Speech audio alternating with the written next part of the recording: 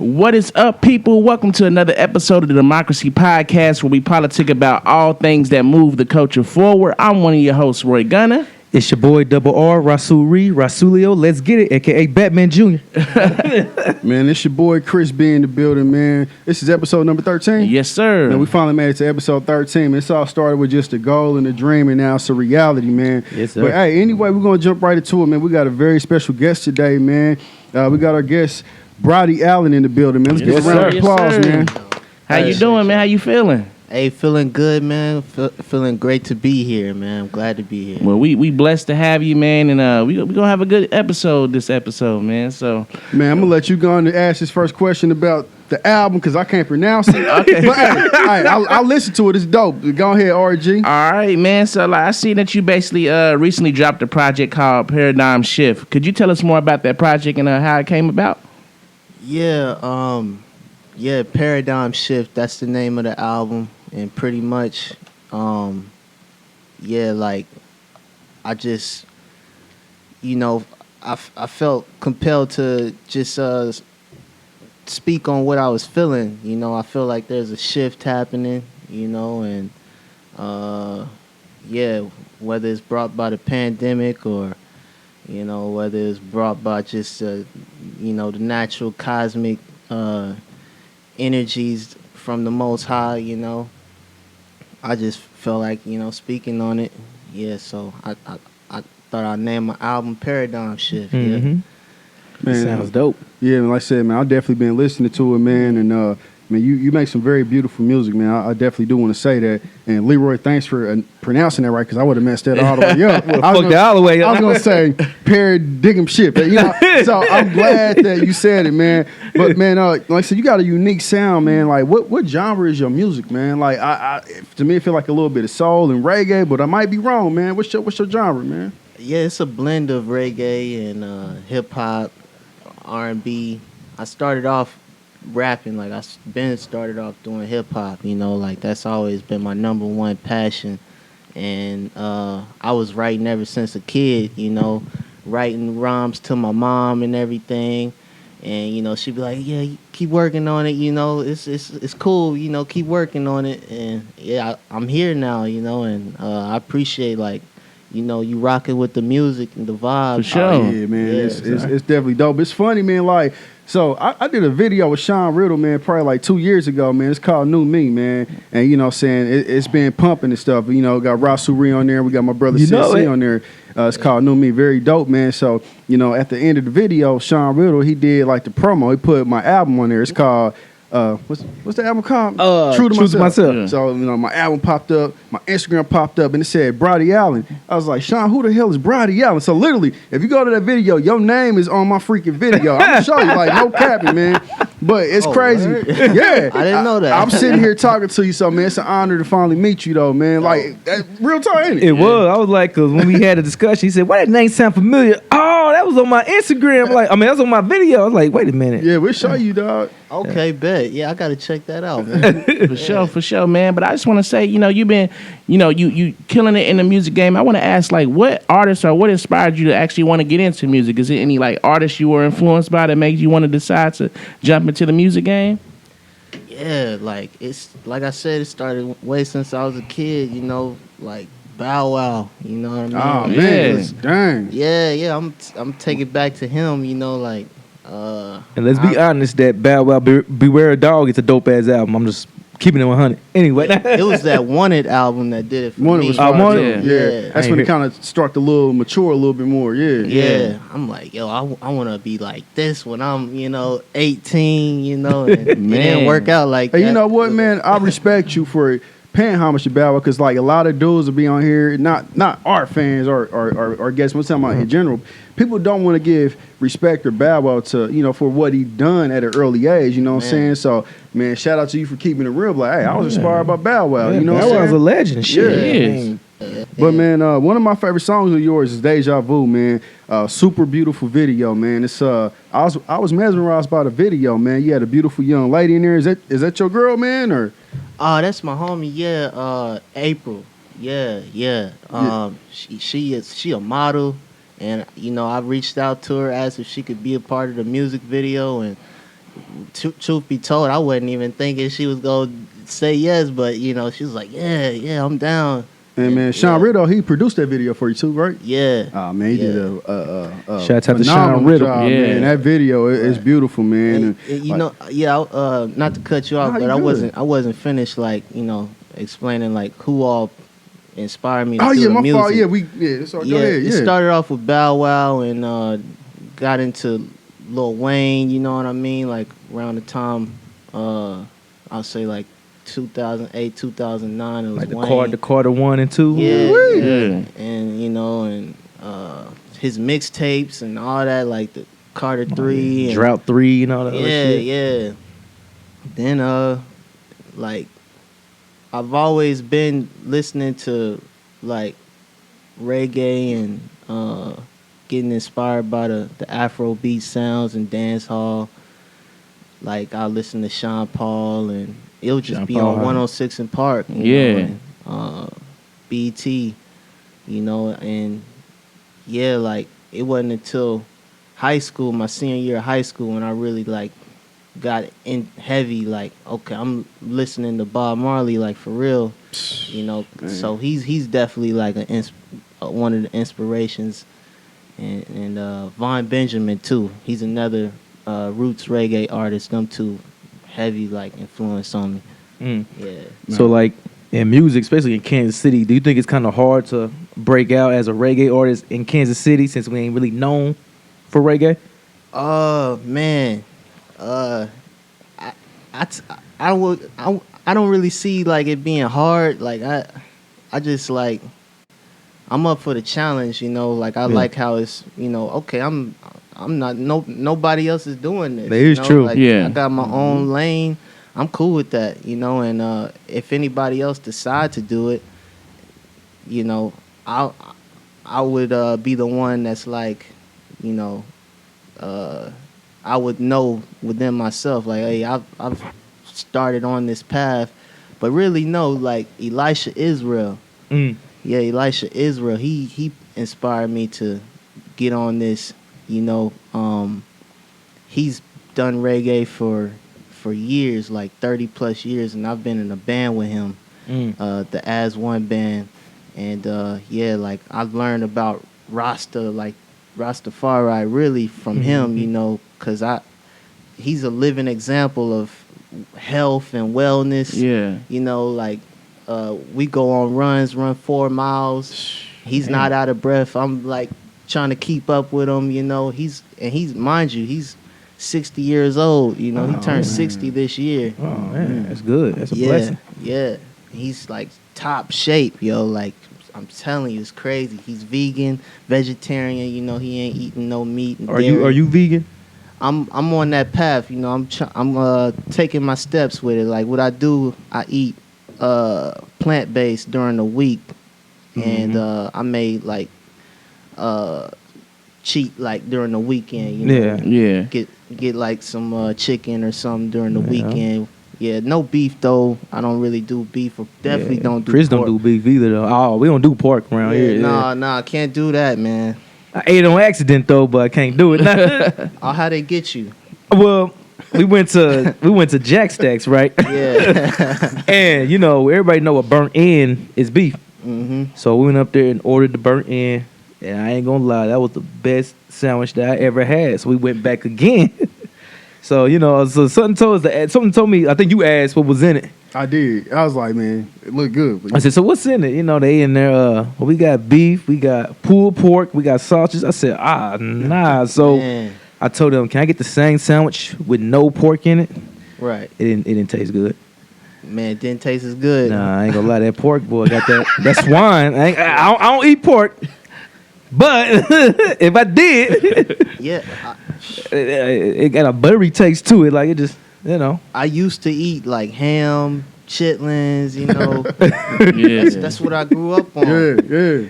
And yeah, I wouldn't say it was like a couple years ago. I was like, I'm gonna stop doing this because, you know, that's when I got linked with the Nation of Islam, and they put me up on nice. the game about, you know, the pork and how nasty of an animal it is. You know, Yeah. it containing like parasites and no matter how well you think you cooking that meat, Nah, yeah. you know them. It's embedded them in there. little Yeah. worms, and parasites. Yeah. They still in there. They still alive. Yeah. Damn, so- small world. I'm with the nation too, man. For sure. Oh man, that's what's up. Yeah. For sure, man. Well, we're going to take a Assalamu little bit of alaikum. a... Oh, well, like a salam, man. Yeah. Well, we're going to take a little bit of a break, man, a little bit of intermission. We got to pay some bills. We got Broddy Alan in the building with us, and we'll be back with episode 13 of the Demxcrazy Podcast. Yes, sir.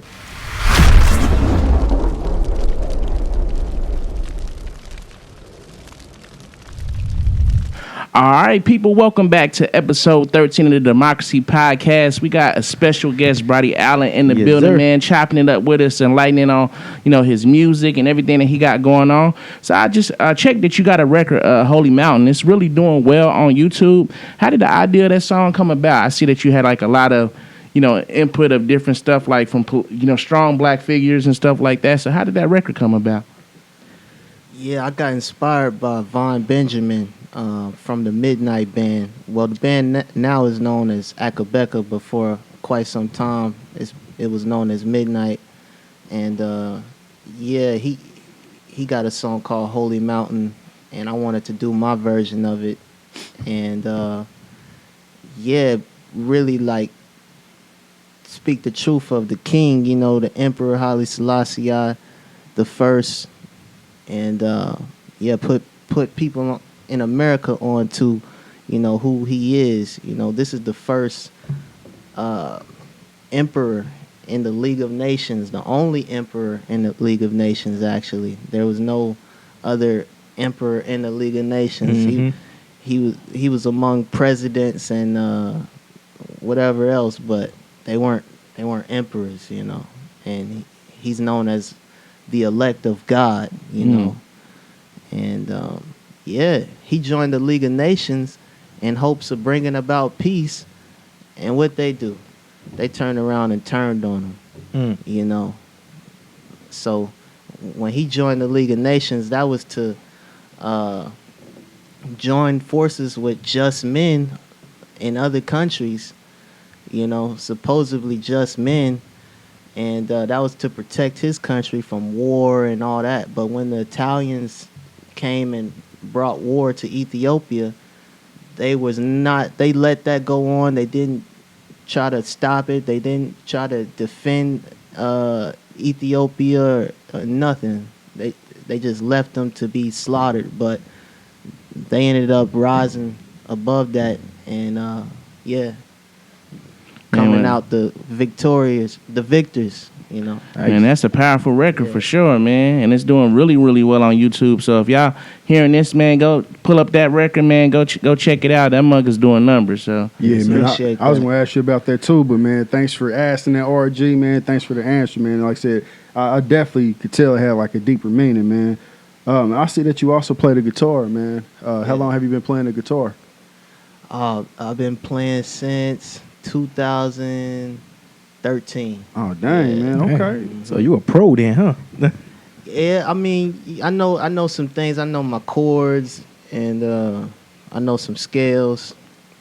Still a lot to learn, though. Truth be told, like my homie Tony, who produced quite a few of the songs on the album. yeah. He teaching me some theory and stuff. So Man, that's he good, he man. played a bass and another instrument. I can't think of the name of it. That what's But that? cello. It's like a big old guitar, but you playing it like this. A bass? I think No? it's a cello, ain't it? Okay, all probably right. cello. Yeah, Cello, I think yeah. so. Okay, all right, bet. Yeah, he know how to play that.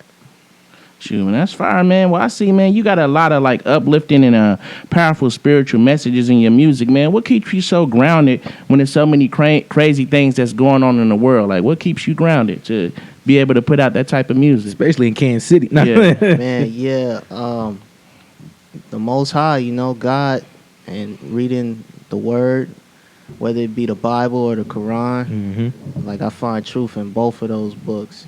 Yeah, it's pretty much the same thing. A little bit, yeah. So. Right. Yeah. Yeah, I got both of them too, man. Yeah. So, Yeah. Cause see, with me, it's like, I understand that the Bible has been tampered with quite a few times and all that. But Especially the King James version. yeah. And Fuck King James. I was playing. man, you know, and I'm just playing. like I still find truth in that book though. Like I see what Yeah. what is truth to me, and the stuff that kind of like I don't resonate with. I don't focus on that. I don't. Yeah. I'm not gonna condemn the whole book, and I know that there's truth in it. You know what I mean? And that's what keeps me rooted. That's what keeps me grounded. I actually like made up my mind. I was like, I want to say, man, really last year. It happened either last year or a couple years ago.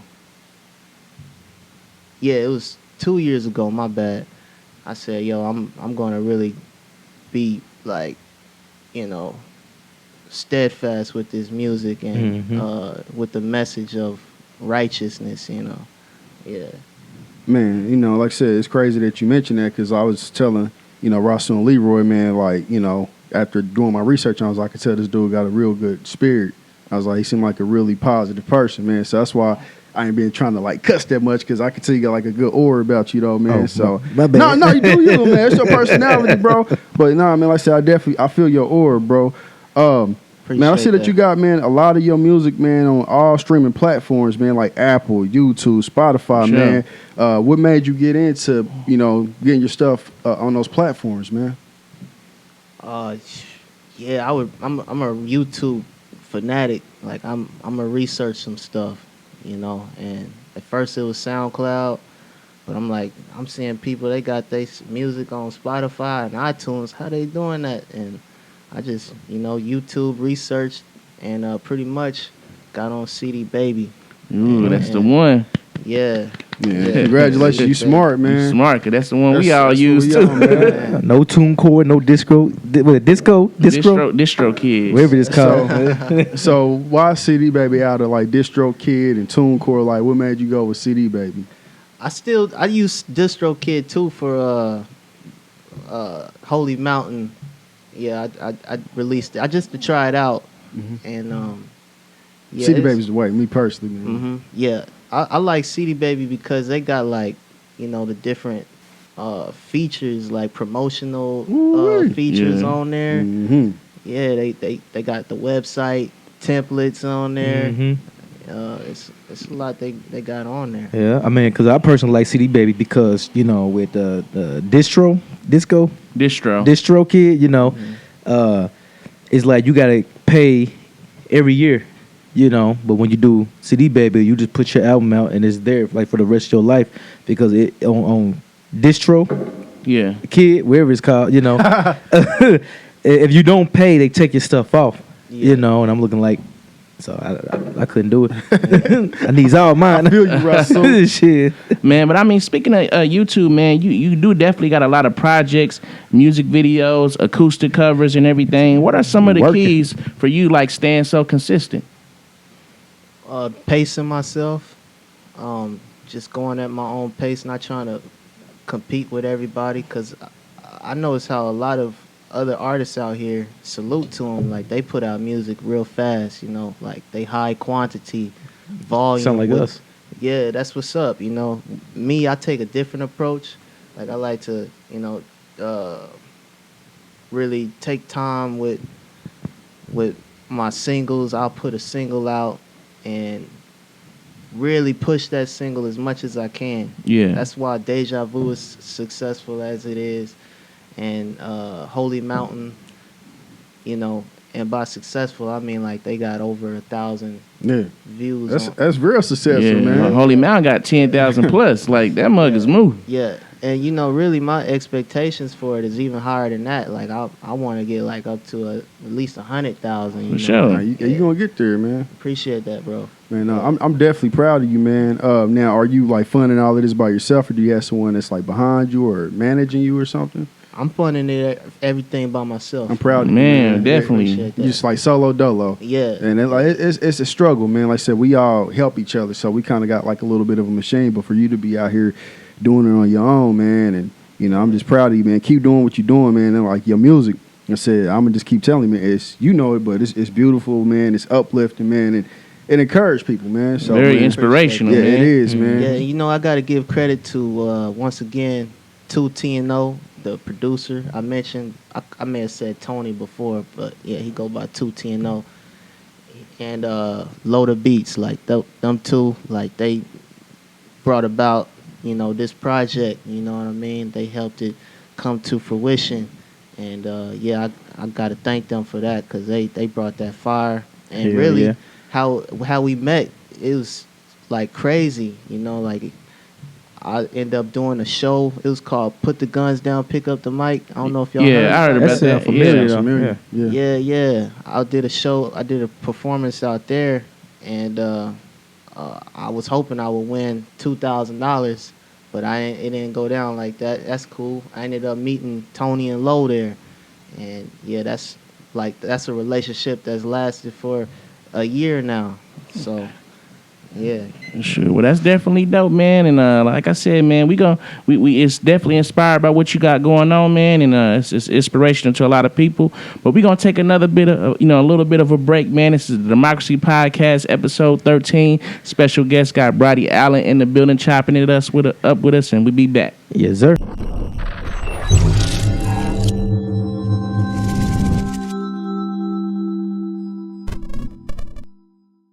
All right, man. Welcome back to episode 13 of the Demxcrazy. We got special guest Broddy Alan in here, man. Once again, thank you for stopping by. Man, prior to this interview, man, I was asking you a few questions, man. So, do you feel like there's an attack on black people, man? Most definitely. I And- know. And elaborate on that if you don't mind. Yo, so you got the music, hip hop music, like it's been corrupted, man. It's been turned into a weapon. Brother Polite, I don't know if y'all familiar with Brother Polite. No, sir. I'm not. Yeah, he put out a video called "Why Rappers Are Dying." It's an hour-long video. I'm going to watch it. Yeah, I saw that and it blew my mind because he went into the semantics of words and words like school, how the root word of that in Latin, Sheol, it means habitation of the dead or something like that. And education, that root word, that's in Latin, it means training animals, So like it's heavy, man, and he talks about how like kids, how they could pick up on these cue words that we thinking it's just it's the beat go crazy, but kids picking up on it like differently how we do, like they real receptive to For sure. words and syllables and all that. So and he talks about him and brother Wesley Muhammad too. Yeah, Wesley Muhammad from the Nation of Islam. Yeah. They talk about how they use frequencies, low vibration frequencies to, put us in that low vibration state where we want to kill and we want to, engage in like criminal activity and stuff. You know what I mean? They engineering this stuff. They spending hours formulating, plots on how to, not hours, they spending years formulating plots on how to, take us out. So got to be cognizant of that. Another thing, the vaccines, I'm hearing about the vaccines, these COVID-19 vaccines of today, what they on, and it's so heavy. If you put in the title, Broddy Alan talk about COVID-19, and they hear how I'm going in on it, they'll flag the video. That's true. Yeah, That's scary, dog. Yeah, so you can't put the COVID-19. Hey, Ross, remember this. Yeah, you can't put that in the title, But yeah, they doing wicked stuff, man. You know, with the vaccines, with the hip hop music. Going back to the vaccines, like what they do is they alter your DNA with these vaccines. It's not like the typical vaccine where you get injected, and even that's been known, documented to be harmful to people. It's killed people, but this one on a whole nother level. It's like it modifies your whole DNA to where you won't be a normal human being anymore. And 2 people that I know that are close to me have taken it, and you know, it's like, dang, yo. I told one person, you know, he's real close to me. I told him, hey, if they try to force you on it, if they try to force you to take this vaccine, don't take it. Because he work in the medical field. Yeah, so they get it first. Yeah. Yep. Yeah. But before he even got forced to take it, he willingly took it. So I'm like, dang, man, you know. My thing is like, you know, this COVID stuff, you know, how you get a vaccine so quick, like all of a sudden, like only been out, you know, like I'm just seeing, you know, how you get it so quickly, you know. That's true. That's facts, man. Yeah. I hear it takes 10 years to make the vaccine. They got one less than a year. Yeah. You know, so Yeah. we got to be cognizant and aware that they really out here waging war on us. Yeah. I could think of other ways. The food, you know. Of course. Yeah. The water. Water? You know, Water. the medicine. Man, yep. You know. Look at Flint. Flint water still ain't right. And it's kind of like, it seems like it's been forgotten, but that happened like 3 years ago, It probably did. more. Longer than that. And they water is Obama still was still the president back bad. then. Yeah. Man, yeah. And they brought it like rusted, Yeah. like rusted brown, man. Man. But it's deep, Broddy. We definitely gonna check out that video, man. So I want to look at the hour-long video. Well, what's your next question? For bro? sure, man. But I know we kind of talked about, like, you know, the children and what they kind of learning in school. You know, what are some of y'all thoughts when it comes to like mental health and how we can actually make that something that's more talked about in the black community? Because I know in the black community, when it comes to mental health or, you know, seeking therapy, that's kind of something that you really not taught. You know, like when you growing up, your mama or your dad is basically telling you, man, toughen up or man up or whatever. You know, black men deal with so much in society, and it's like it's no outlet for us to be able to release that. So it kind of turns into negative aspects with them doing a crime or just snapping. You know what I'm saying? Yeah. So I mean, I know some of that got to do with your toughness. You know, you heard the old saying, you know, you get hurt, walk it off. You know, you can have a broken leg. Yeah, I just walk that off. You know, or you know, you can have a broken neck. Go take a hot shower. You know what I'm saying? Like so. I think people don't talk about mental health in the black community because it make you seem more weak. yeah, You know what I'm saying? Like, hey, I got a problem. Cause it was a time where I was depressed and I didn't eat nothing. You know what I'm saying? But you can't show no weakness as a black man because it's, you know, we gotta be the strong man. You know what I'm saying? Right. So Brother Polite, he talked about it in that documentary that I saw. yeah, You know, he talked about how they got us afraid to us as black men. We can't talk about love and we can't express love. You know, it's always got to be some demonic, I'm a savage, you know, type vibration. And the root word of like Latin, armor means love. Yep, it sure do. yeah. Yeah. Oh, I ain't know that. Yep. Yeah, so like it's recognizing, he breaks it down and saying that, you know, it's by us admitting that we feel and crave for love, you know, that's us putting on our vest of protection, you know, admitting that we vulnerable, that we human, you know, that's a form of armor, that's a form of strength. Yeah. Yeah. But yeah, man, like I actually had therapy, you know, because I was dealing with anxiety and depression. And my homie, he recommended that I talk to this one girl who's in the nation, and she's studying to be a therapist.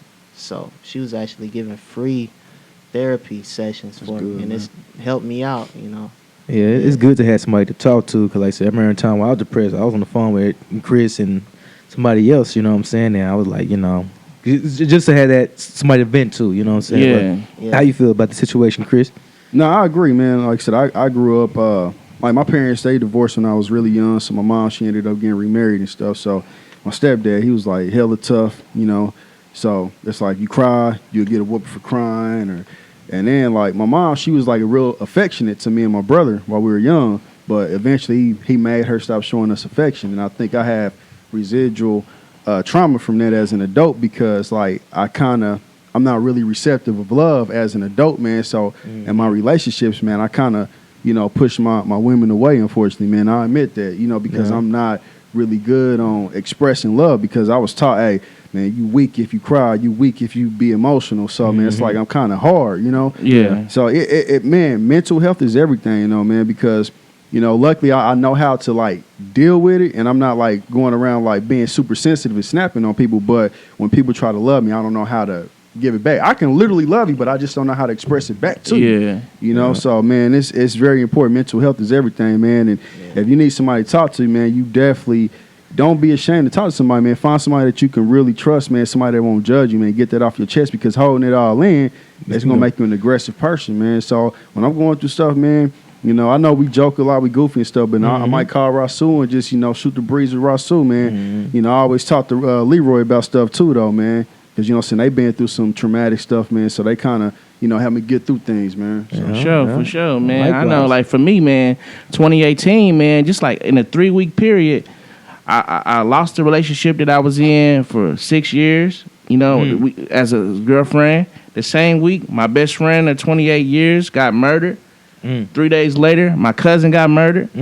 Then that was the same, a week after that, my car broke down, like the transmission went out. So it was just like a tough period, man. And you know, I just kind of worked through it, but I know it wasn't a good thing. Like it was probably something that I maybe should have talked about or whatever. But I just like, you know, man, forget it. I don't talk to nobody about it and just work through it.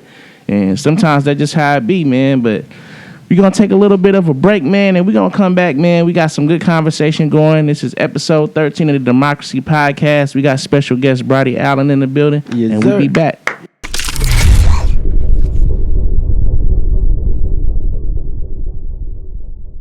All right, man. Welcome back to episode 13 of the Demxcrazy, man.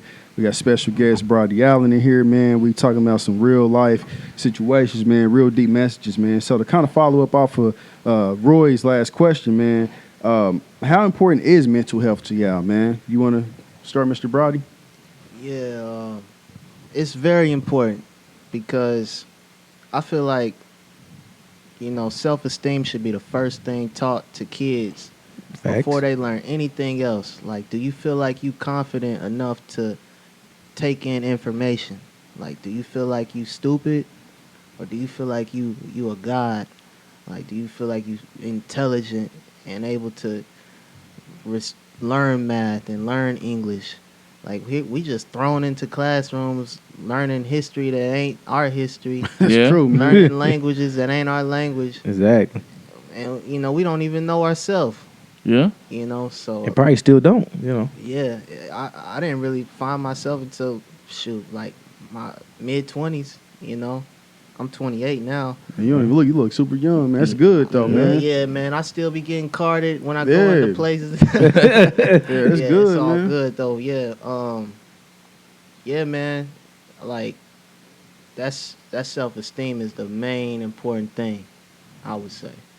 What about you, Mr. RG? You didn't get to really answer the last question too much. So. Man, I definitely think that it's something that should be valued, man. I mean, like I said, it's a whole lot of people who going through a lot of traumatic stuff in the environment they live in, man. You got people who live in the hood or maybe live in the area where it's gang turf, and you just born into it. You really didn't have an option or a choice to be able to make the decision. You know, look at people in L.A. You born in a Crip territory.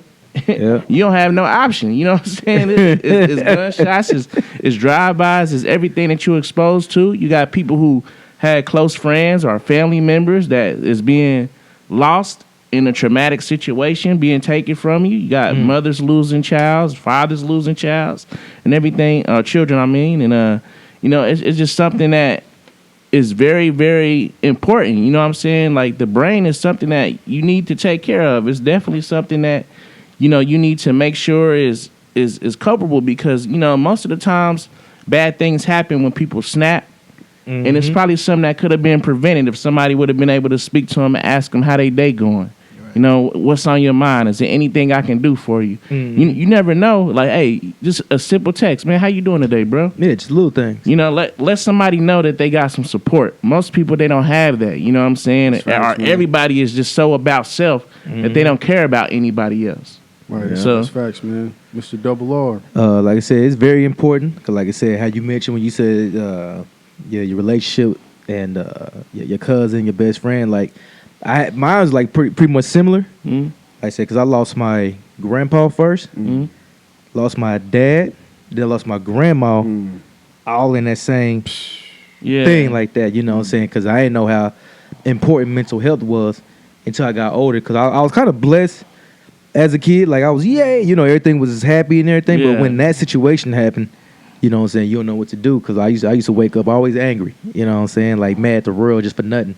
You know what I'm saying? Always blaming God. Like, you took these 3 incredible people away. You know what I'm saying? So it's just it's very important now that I had these 2 guys and other people to talk to. You know what I'm saying? Like when the news broke down, I talked to these guys and Leroy called me. Hey, if you need any help with anything, if you want to do anything, and they came to my dad's funeral. You know what I'm saying? They ain't had a show, but they show up. So I think a good support system can help you with mental health. You know what I'm saying? What about you, Chris B? No, man, I agree with y'all, man. You know what I'm saying? When your father passed, I think like just a couple of days before that, man, my great grandmother passed away, man. And his dad was like a father to me as well, man. Like very, very good spirited person, man. The Nation of Islam as well, man. Just a teacher, man. He played the bass, he played the guitar. Man, this is an incredible person, man.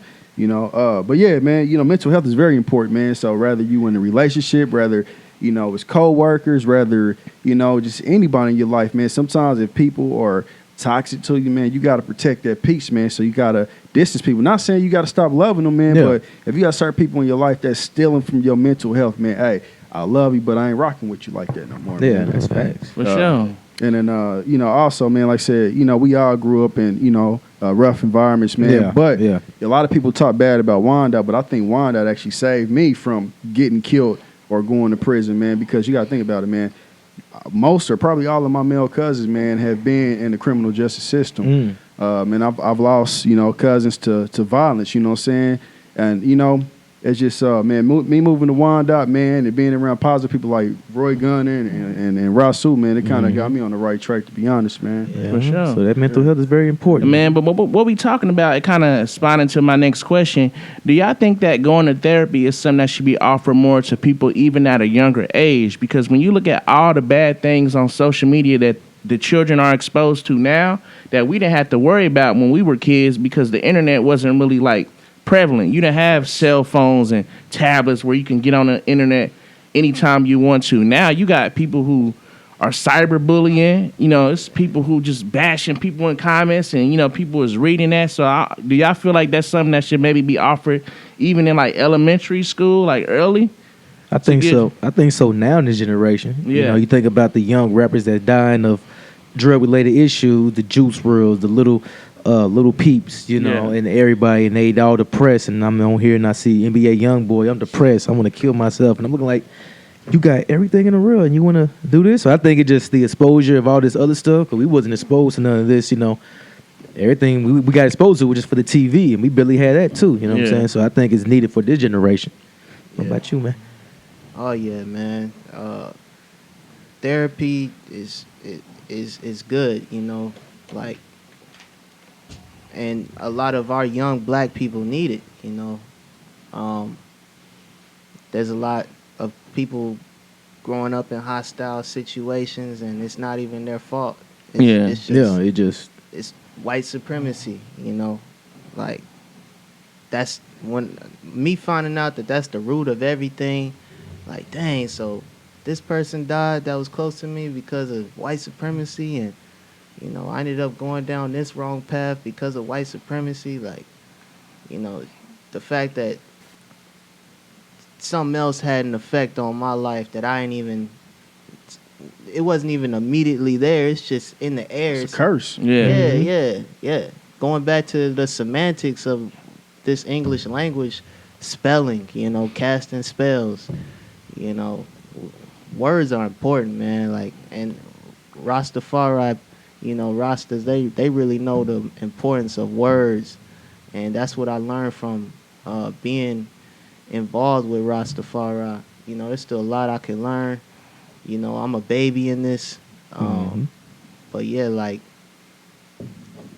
they really go heavy with the word, sound, and power, because words carry vibrations. They do. Yeah. No, man, that's definitely facts on that, man. Yeah. Have you ever been to Jamaica by any chance, man? No, I would like to go though. I've been to Costa Rica, and that's where I had my life-changing experience, and I've been out there twice. Yep, had a great time. Man, that's far, I'm man. gonna have to go. Yeah, for sure. Oh yeah, y'all would love it. Man, Y'all would love it for real. man, I know earlier we talked a little bit about the vaccines, man. So you don't feel like vaccines work?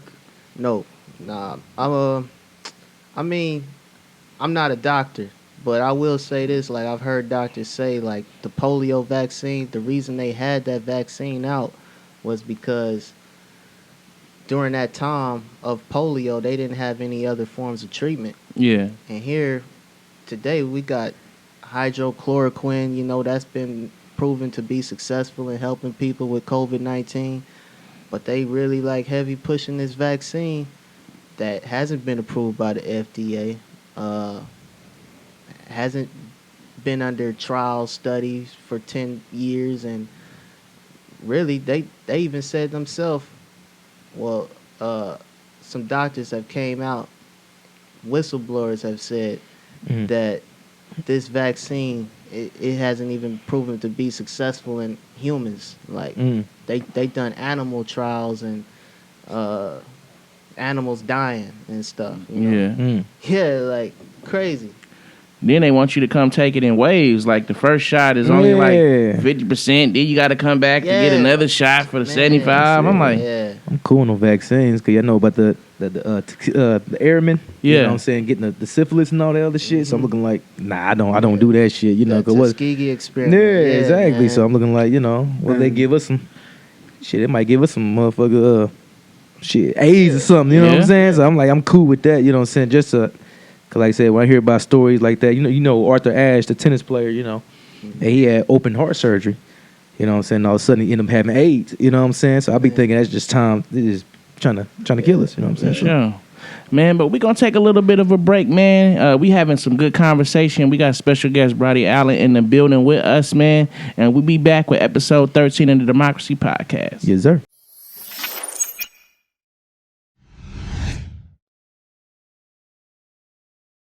All right, welcome back to episode 13 of the Demxcrazy Podcast, man. We got special guest Broddy Alan in the building with us, man, sir. chopping it up. We speaking about everything from therapy, spirituality, and all that. But I just want to ask, a question. Do y'all ever think that there will be an end to systematic racism in this country? That's deep. I can kick it off for real. I like that question though, man. Man, that's deep. Like I said, far as European colonization, I think the Europeans would colonize America back 400, 500 years ago, and blacks, we just got civil rights back 50, almost 60 years ago, man. So we still got so long to go, man. I think it eventually go away in our lifetime. Probably not. Yeah. But I think in our at least in our grandkids' lifetime, I think it will, because what's happening, man, is that those people that were taught on old European ways, man, they're starting to die off slowly, man. Yeah. And people that we kind of grew up with, they show some racism, but they're not really as racist though. Like they might call you a bad word out of anger, but not really mean. Not justifying ever being called the N word, but it's different. It's more of them like, F you N word, versus like their grandparents. Nah, they will oppress you by like, nah, I'm not going to give you this job, or I'm going to make sure you can't buy a house in this neighborhood. Yeah. But yeah, to answer your question, yeah, man, I say not in our lifetime, probably in our grandkids' lifetime. I think it'll get better, man. For sure.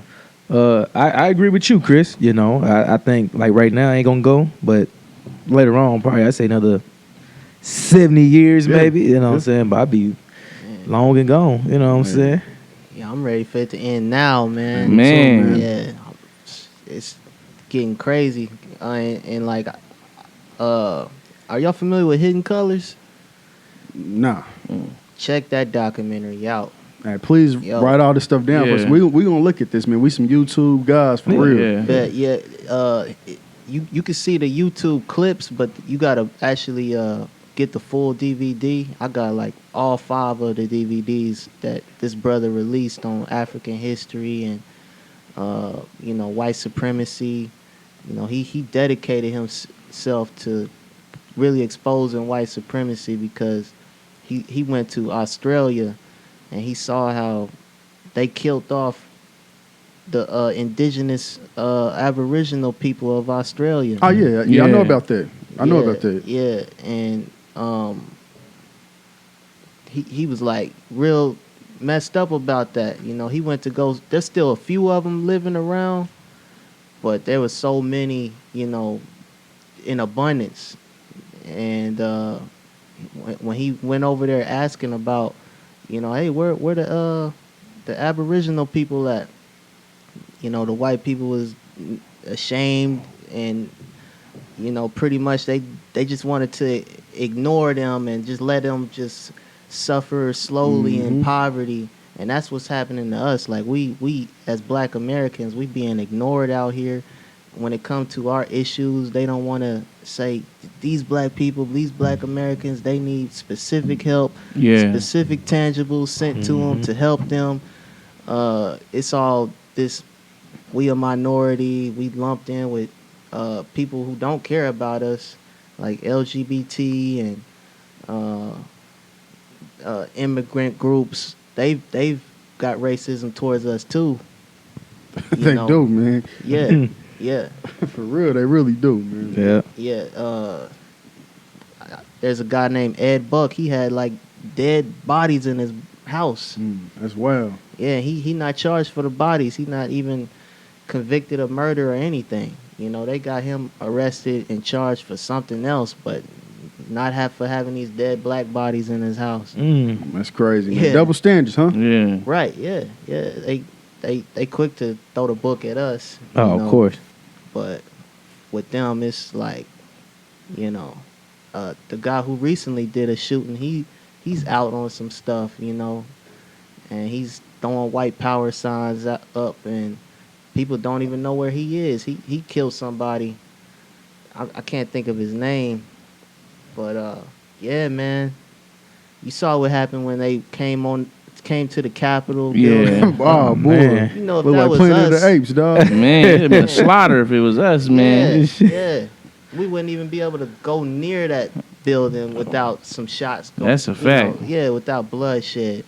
But they end up going in there and Tearing up paperwork, taking documents. And this is the Capitol. This Kicking ain't it. this ain't no Nike factory or nothing. Yeah, This they is don't- actually the Capitol. Yeah, they call us savages for burning down Piggly Wiggly. Like, come on, man. Yeah, That's Piggly taking it- Wiggly. This is the Capitol. You know, niggas swinging like apes. White niggas. Yeah. My bad.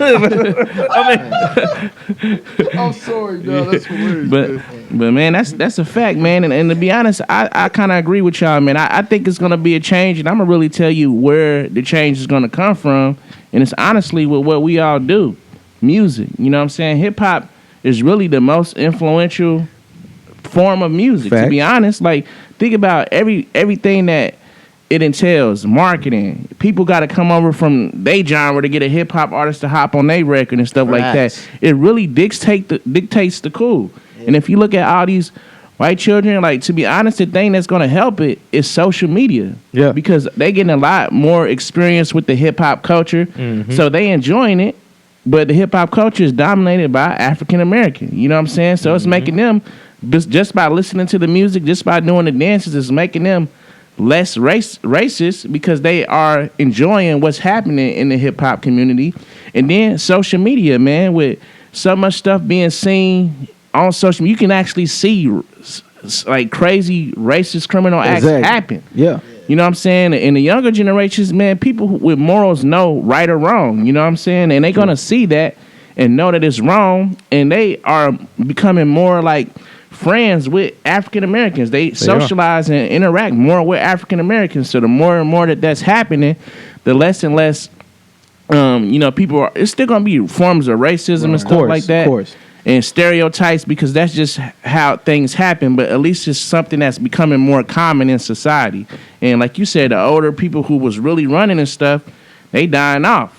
Right. Yeah. And like I said, man, I know I'm friends with, I'm friends with a lot of, white people, man. I know some really good white people, man. For sure. Man, they would literally give you the shirts off their back, man. Like I said, not all, white people are bad. Not all black people are bad, though, man. Oh, yeah, my brother, he white. Yeah, that's what I'm saying, man. So it's just, it's really what you taught at the end of the day, man.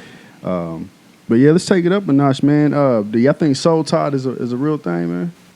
Soul Tide. Yeah. Are you familiar with that? I ain't familiar with it. I'm not. Actually. Okay, Soul Tide. They say anytime you have sexual encounters with somebody, you take a piece of their soul with you, and they take a piece of their soul okay, with yeah. them. I know, but I never knew it was a name to Yeah, it. Soul Tide, yeah. I mean, I feel like that's real, man.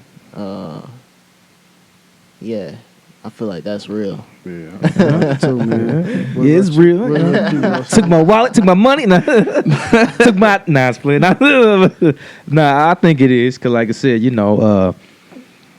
it's like, when you be with somebody, someone you kind of take on their kind of characteristics too. You know what I'm saying? So if I be with this person and I kind of starting to act like this person and whatnot, or liking the music they like, or doing this, so I think It's definitely, I think it is, because you gotta think about all the stuff that can come with that act.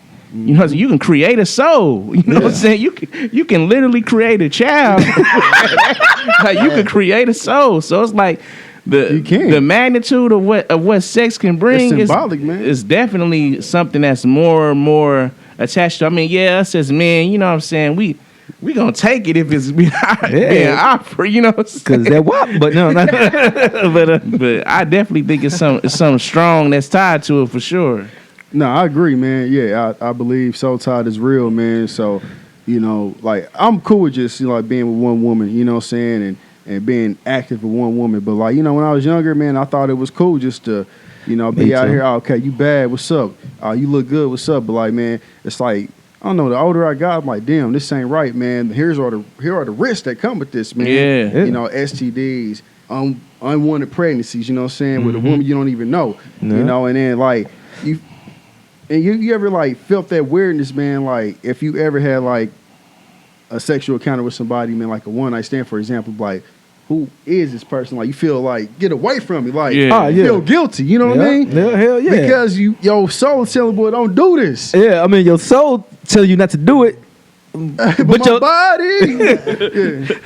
But your stuff. But like I said, your soul tell you not to do it. It's like, because it's times where it's a chick right there, like, I want to get with her, but I'll be like, something tell me that don't do it. But like I said, but that's real though. What's telling you not to do it? Why you? Vibes. Well, I'm like, she look crazy, you know what I'm saying? Like I said, it's stuff like that, you know what I'm saying? But we probably can get on this topic on the next segment. Yes, sir. So, man, we're going to take a little bit of a quick break, man.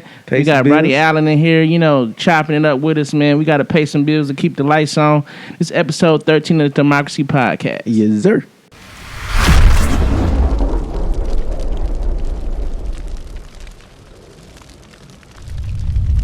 Yes, sir. Welcome back to Demxcrazy episode 13.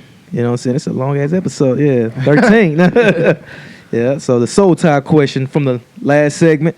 Like I said, soul tie is real. You know what I'm saying? And what you mentioned, like, what makes you don't want to go that route, it's just a vibe you feel. You know what I'm saying? I mean, when I was young, I did it anyway. Yeah. You know what I'm saying? A couple of busted windows and whatnot. You know what I'm saying? But... and some other stuff too, you know what I'm saying? Yeah. So Anthony Lee, not saying, but like I said, it's real, you know what I'm saying? So. Yeah, and plus it's a lot of emotion that can be tied with that act. You know what I'm saying? You never know how the other person may feel about you. You just kind of know your own feelings, and you just taking those into effect. But that person, it may be a one night stand, but that person could have been fantasizing over you for a while. Right, it's fact. And finally got the opportunity to be with you, and Now I love him. I like him. You know what I'm saying? It could be Oh stuff. my God, you scaring me. Yeah. It could be stuff like that. I get that a lot. Yeah. Shit, nobody like with you. yourself? Nobody like you, dog. I don't even like you. Not just play. Nah. Yeah, I never used to think that deep on it, but now that I'm at the age I'm at now, I'm like, man, yeah, let me be cool. Let me not even, cause I'm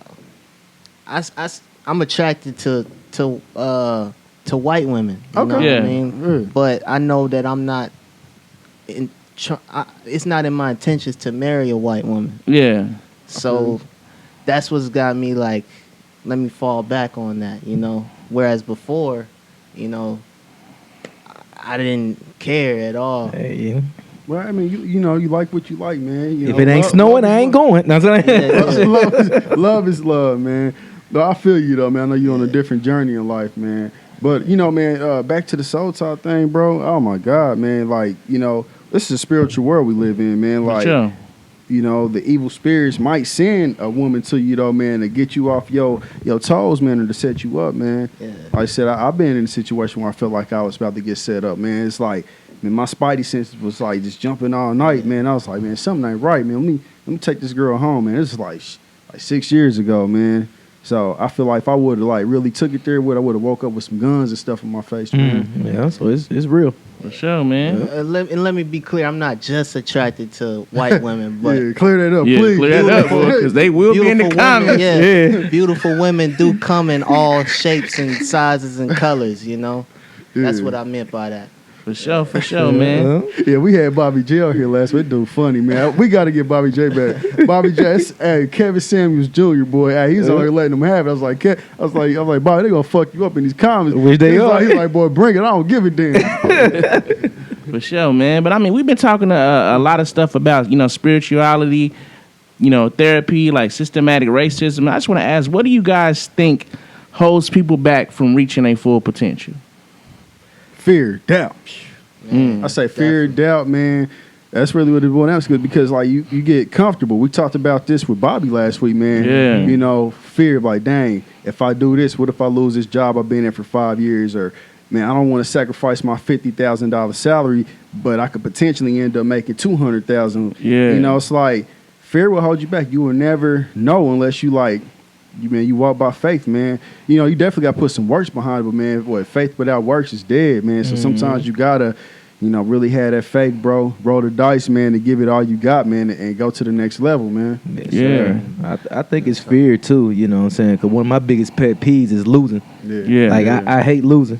I don't care if it's a dice game or a video game or anything, you know what I'm saying? So, with me, because it was a time where I was fearful back then when I was like young. Like I'm content with this because I don't want to lose what I have now. You know what I'm saying? And you might fuck up what you're not going to gain later. You know what I'm saying? So and I learned that the hard way because when I started taking risks, you start seeing good things that start happening to me. A better job. The house done. Cars. That's true. Bad bitches, not so many, but stuff like that. You know what I'm saying? So I think fear hold people back. Man, my bad. No, you good. Yeah, I agree, man. Fear, doubt, and caring too much about what other people that too. think. That's deep. Yeah, like That's deep. there's times I've been wanting to really go hard and just put myself out there, but I know that there's people that are real close to me watching this, and they, I've made the mistake of thinking like, man, they not used to me coming out like this. So me doing that, I know. It don't feel right, but I have to push through that, All right. Yeah. I think for me, man, I think one of the real things for me is confidence, man. I feel like anything that you want to do, to be honest, you got to have confidence in some type of maybe a level of arrogance in a way, kind of. You know what I'm saying? Especially with music. You know what I'm saying? You got to be confident in even letting somebody hear your music. Even your friend. Because opinions matter so much, man, and just having the confidence to even want to create and show the creation to somebody and I feel like that's a real key thing. You know what I'm saying? And because I mean, for a while, like even me myself, like I'm not confident in everything that I do musically. I put music out, but I really just put it out for my friends. Like, but I mean, I put it out so everybody can listen to it. But I really make my music. Rasu, I got this song, dog. If Rasu like the song, Chris like the song. My other homeboy like the song. Shit, I don't care who else like the song. That's all the confirmation I need. You know what I'm saying? But it gives me the confidence to share it. You know what I'm saying? And to piggyback off of that, like I said, I think confidence do play a big role in being successful too. Yeah. You know what I'm saying? This comedian, he was making a joke, but he was also being chilling the truth. You know, you gotta be who you are. Like Conor McGregor, you know what I'm saying? He losing his matches now because he ain't that arrogant prick that he used to be. You know, Tiger Woods, you know, he ain't the golfer that he was back then, because you know he had a lot of hoes back in the day, so he can't. So once he cut that off, he can't go good. So so you gotta be who you are at the end of the day. That's a fact. I mean, look at Lil Wayne, man. Lil Wayne, the reason how he catapulted is because he had the confidence to say, "Dog, I'm the best rapper alive." Man. And nobody was thinking Lil Wayne was the best rapper alive when he started saying that. But he did. But he had the confidence to say it and stand by it, and he outworked everybody that was rapping. Because he was stacked up against a lot of odds. Yeah. Him coming from the South, they was like, man, don't no lyricists come from the South. Facts. You know, and yeah, he put in that work. He put in that work, boy, and then now people like, well, he might be one of the best. Yeah, he's definitely one of the best in my book. Like as far as his work ethic and what he's accomplished, you know, man, his longevity, like platinum in a week. Was it? He went platinum. It wasn't even a week. It's like 6 days, 5-6 days. Or something. For the Carter 3. Yep. Yeah. Salute for that, for man. sure. Shouts out to Lil Wayne. Yeah. Get me on the track. Man, so do y'all feel like natural herbs and vitamins like help the body? Yes. Yeah. Oh yeah. Going back to that mental health, man. I was feeling down and depressed, like feeling real tense and everything, and having anxiety and all that. And I went over to my bro, and he gave me sea moss, and that stuff got me right, man. Like immediately, not immediately, but like gave it just like couple 2-3 days. I'm feeling like great. Yeah. I have more mental awareness, more focus, more energy. Yeah, because a lot of people, they have anxiety and depression because they mineral deficient. Yeah.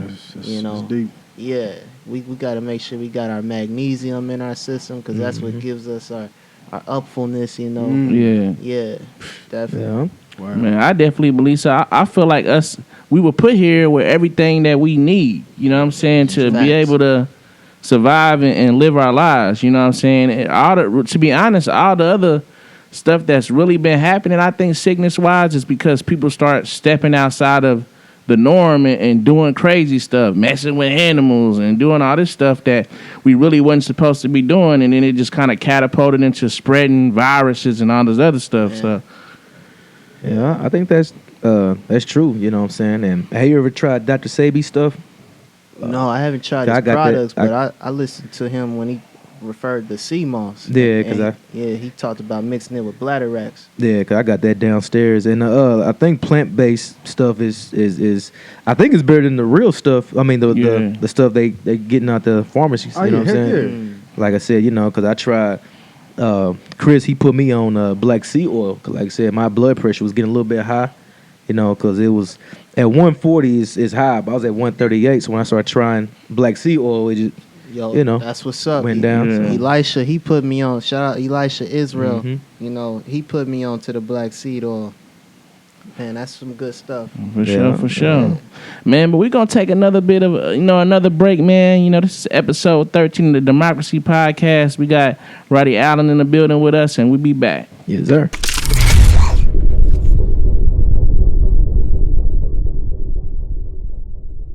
Welcome back to the Demxcrazy, man, episode number 13. Yes, sir. We're talking about, natural herbs and all that stuff, man. To kind of piggyback off of what Rasu said, yeah, man, black seed oil, man, that's definitely a good one.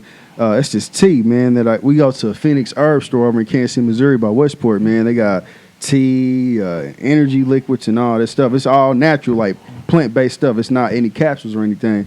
So it's this tea.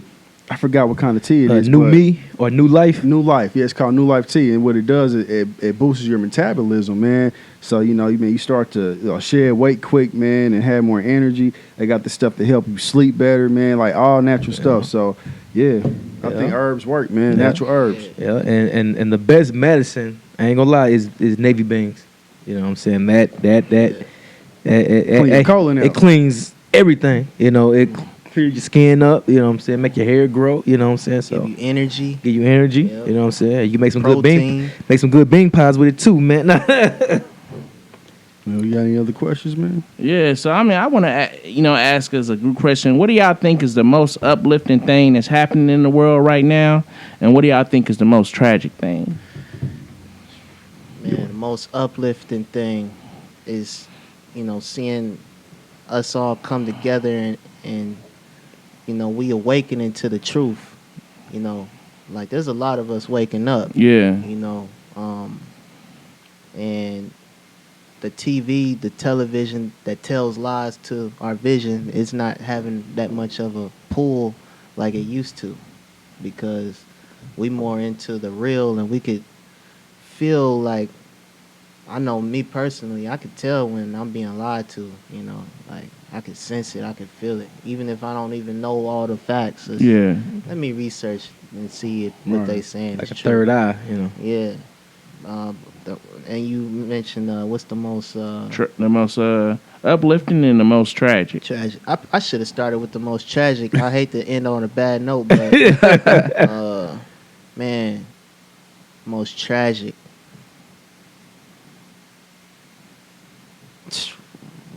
White supremacy still existing, really. Yeah, Like, I agree.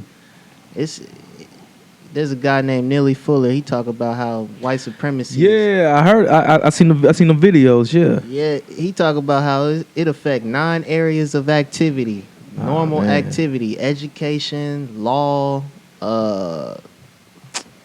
Demographics, probably? Man, it's a lot. He mentioned sex. Racism is involved in sex. Like dang, it's in sex. He be going hard too. Yeah. And he mentioned economics, politics. Yeah. It's definitely involved in all of that for sure. Relationships, all that stuff. Mhm. Yeah. Yeah, I think uplifting and you said what's the other one? Uplifting and then the tragic. I think social media played both. Yeah. And both of that. You know what I'm saying? Social media is uplifting because you can now, like you said, you can research these things, you know what I'm saying, see what's going on. But also, as you researching, there's other people, like you mentioned, white supremacy, they researching too on other stuff too. You know what I'm saying? So I think it's it gotta be balanced. You know what I'm saying? It always bring balance. With the good comes with the good comes with the bad. You know what I'm saying? So it's never gonna be all good. You gotta have balance to keep it there. So. Man, really, it's just always something tragic going on in the world, man. So I can't really pinpoint anything. But like I said, the positive thing, man, like Broddy said, man, we're starting to become more educated and more aware of what's going on, man. For sure. Like I said, with us, what I mean is like by us having the internet, it's like it's allowing us to do more research versus books. Like the books are only going to tell you so much, but with the internet, you can go back and look at, documentaries. You can go back and look at articles and stuff like that. The books, man, it's like very important, but it's hard trying to dig through all these books. Now you got everything at the palm of your hand, so we're starting to become more awake. And a lot of Black Americans are starting to try to tap into their real heritage, their real religion, their real ethnicity. You know what I'm saying? So, man, it's a beautiful thing, man. Man, for me, I kind of think for right now, it's kind of the same thing.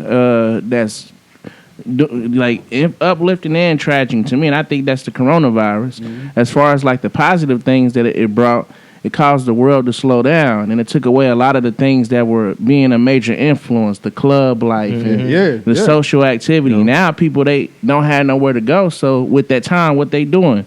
They being creative. They developing art. They may be, finding out and learning things about themselves that they never knew that they could do. Stuff they for granted. Yeah, they educating themselves. They building social connections. Maybe they starting businesses. Maybe they learning skills or traits or putting their time into something that's actually building And then at the same time, that coronavirus is taking lives. You know what I'm saying? It's dividing families. It's something that is basically changing everything that you do in the outside world. Like, you know, I grab a mask before I grab my phone now. Like, almost. You know what I'm saying? It's like it's at the same level pretty much. Facts, bro. So that's kind of what I think for right now. Yes, sir. Man, so man, when y'all like trying to be like healthy and stuff, man, what's some kind of things y'all do to prepare to get healthy? What kind of foods do y'all eat, or what kind of like workouts or exercise y'all do, Mr. Allen? I stretch and meditate. That's good. I do free weights. I don't lift weights. I used to, but I just do everything free weights. Like no weights, just push-ups, squats, high in volume though. Like That's good. Sit-ups, aerobic exercises. Yeah, like natural. But use your own body weight. Mm-hmm. Yeah, like I said, just get some beans and some garlic juice and shit, clear you out. Shit. For sure. I mean, for me, man, when I need to get more healthy, but when I was on my healthy kick and I lost a lot of weight a few years back, man, to be honest, it just was, you know, being active in some type of way. At that time, I did have an active job, too, so that kind of helped. Now I kind of got an office job, so it's like I really ain't active, and I work that job 12 hours out of the day, so it's like... So really just being active, man. I was watching what I was eating. If I did eat anything outside the house, it only was Subways and or Mr. Goodson, something like that. And that's pretty much was it. Yeah, man. Pretty much like you, man. Like far as like workouts, man, I like to, do dumbbells, chest presses. I like to hit the treadmill. And as far as like eating, man, like a lot of grilled fish, man, vegetables, and if I eat on the go, I might get like some Mr. Goodcents or something like that, man. So yeah, for sure, man. But like I said, man, this is the last segment, so we want to end it off, man, and ask you about stuff that you got going on. Do you got any upcoming projects or any upcoming events that people should be out on the lookout for from you? Oh yeah, we definitely coming out with some more music. The title, I'm not going to release the title name just yet, but we got more music coming up. Make sure you follow me on the social media at Broddy Alan. Mm-hmm. And yeah, that's how you keep up with everything. Subscribe to me on YouTube. Mm-hmm. I want to do like vlogs. I'm gonna do vlogs on my experience and my journey. For sure. So that's what's to be looking out for. We're gonna have your links in the description and everything. So we're gonna get you right. You know what I'm saying? I'm glad to be here with y'all, man. I appreciate you, man. That's a long time coming. So. Yo, like for real, I've reached out to podcasters and they didn't want me on their show. So the fact that y'all, like let me on y'all show, I appreciate that because I can put some people on blast. I ain't gonna do that, but I'm like, dang, I ain't getting no love. I can't come on your podcast, Put them on blast. Who are they? No, it's all good, yeah. Nah, but man, we appreciate you coming, man. Like I said, you definitely somebody who's a hard worker, man. You killing it in the music scene, grinding. And you enlightening people, man. People who you inspiring so many. You doing a lot within the community with just the work that you putting out, man. So it's definitely a light, and we want to give people their flowers while they still here. You know what I'm saying? So we appreciate you taking time out what you got going on to come over here and chop it up with us, man. And anytime that you got any upcoming projects or anything that you want to let the world know about, man, let us know. We'll definitely talk about it on here and let the people or our viewers know what you got going on for sure. Yeah, respect, and we love to have you back too. Yeah, that's another thing, man. I'm sorry that other people didn't give you an opportunity, but that's the reason for our podcast, man, to give people a platform, man, to push their products, man, and shine the positive light on the talent and gifts that's floating around here in KC, man. So like I said, we definitely seen something special in you, so we definitely wanted to get you on here though, man. And like I said, Rasul hit me up. He's like, man, we got some Jamaican dude want to come on here, man. So yeah, we glad to have you here, man. Yeah, I'm actually Black American. Oh, okay. Yeah. I thought you was Jamaican at first. A lot of people think that. I be quick to tell people like, no, I'm Black American. Everybody I encounter, they be thinking you Jamaican. Whether they hear my music or not. Yeah. But nah, yeah. Born and raised in Kansas City, Missouri. Yeah, south of Kansas City. Okay, South yeah. KC. Yeah, Grandview. Yeah. Then moved into Belton. Oh, deep out. Yeah, I was in the what do you call it, that area? Raymore. Nah, Belton, but there's a name for it. Oh, okay. Van Brunt. Nah, that's Oh, that's the city. I don't know Missouri. Yeah. I was in the rural parts. That's what Okay. you would say. Yeah, around a whole bunch of fields and Oh, stuff. dang. Yeah. Okay. Yes, sir. Yep. Man, but sure, we appreciate you having you, man. And like I said, we definitely love to have you back. But this is episode 13 of the Demxcrazy Podcast. We had Broddy Alan in the building with us, man, and we appreciate y'all tuning in. Yes, sir. Respect. Yes, Yeah. sir.